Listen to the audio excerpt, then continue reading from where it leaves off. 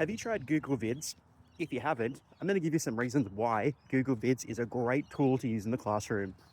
Hey everybody, my name is Tristan Heron. I am an education, innovation and growth specialist, and I'm here to help you embrace educational technology to prepare our students for their future. All right, so Google Vids. If you haven't heard of Google Vids before, Google Vids is another fantastic tool from the Google Workspace ecosphere. It's brand new. It's probably about a year or so old, maybe 2 years almost. And Google Vids is a really simple video style editor. I would say that Google Vids is very similar to Google Slides in its layout and functionality. And you can create some really cool activities and resources, and you can get your students to do some really cool stuff using this tool. The other really great feature is that it obviously integrates beautifully with all of our Google Workspace elements, and it also is able to be used and created using Google Classroom. And you do know that I love if we can create something, we can do something, and we can do it within one kind of ecosphere like Google Classroom, because that just takes out a whole heap of problems when it comes to students accessing things and doing things. So big tip there, the less that we require our students to do to go and access tools, the easier it is on you. So let's have a look at some of the different things that we could do with Google Vids. All right, so let's look at one. How about Google Vids? We could get Google Vids to, we could ask our students actually, not Google Vids, we could ask our students to use Google Vids to maybe create a top 10 of a particular time period, a top 10 inventions, a top 10 places that you could visit in the world. We could get our students to create some kind of top 10 video. In this, they can incorporate slides, they can incorporate transition, images, music, text. They can incorporate all of those visual features to make a really cool video. You might only ask them to do it for a minute because, you know, creating a video and getting timing right can be quite challenging at first, but a really cool activity to get your students using technology in a meaningful way and using a tool like Google Vids, which you have access to with Google Workspace. So there you go. The first idea is to create a top 10 style video.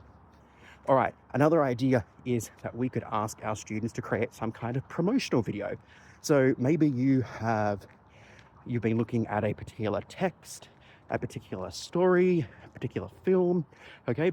Maybe you can get your young people to create some kind of promotional video. How cool is that?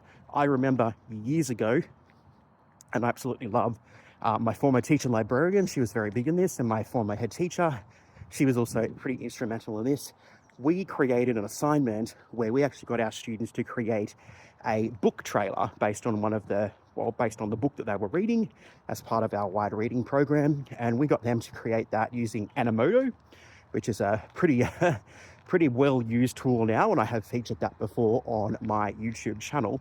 But this experience was fantastic. We got some really great results from this, and I can see this now being, you know, replicated using Google Vids to create this. And back in the day, you know, with Animoto being a freemium tool, so they're tools where you obviously have some access to free elements, then you've got to pay to get the best stuff. You know, a lot of these features can be replicated using Google Vids. So you could create something very similar, like a book trailer, a movie trailer, some kind of story trailer, anything like that using Google Vids. All right, another little activity that we could use Google Vids could be creating some kind of advertising, right? So maybe you're doing some kind of unit and you want your students to, you know, develop their persuasion abilities. So you might get them to create a 30-second marketing video persuading someone to buy something, to do something, to follow something. How simple and cool is that? All right, something a little bit different, but still utilizing and incorporating those skills that you might be looking at in the classroom, but this time we're using Google Vids. There's so many different ways that you could use Google Vids. It's really only limited by your imagination. You know, I can see it being used here to maybe create some kind of visual essay, okay? Maybe we've got some kind of storytelling elements, okay? Maybe we're incorporating obviously some text, some narration, but we could use that to create some kind of story. We could use Google Vids to create a narrated storybook, okay? Maybe we're writing something for some younger kids and we could use Google Vids to create this. The great thing about Google Vids is the simplicity. As I've mentioned, it is very similar in feature and functionality to Google Slides. So if you're pretty familiar with Google Slides, Google Vids isn't going to be too much of a change for you.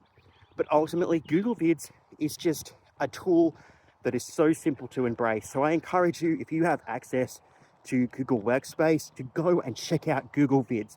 Go and have a play around with it, all right? It is something that I highly recommend, and it is something that I do all the time with my classes. When I'm introducing something, I always like to, where possible, create some kind of modeled example for them. So I do remember when I introduced Google Vids, which I think was last year, with a couple of my classes, I actually created either a complete or a partially complete example of what I wanted my students to do so that they knew exactly what was expected of them. So I reckon Google Vids is definitely something to add to your teacher tech toolkit. And it's great because it's part of the Google Workspace ecosphere. But if you haven't checked it out, head over to Google Workspace, see what you can do with it, and see why it is a tool that might be worthy of, a place in that tech toolkit. Anyway, if you want to find out a little bit more and you want to become an EdTech master yourself, we'd love it if you came over and joined us at our membership academy, which is the Empowered Educator Hub.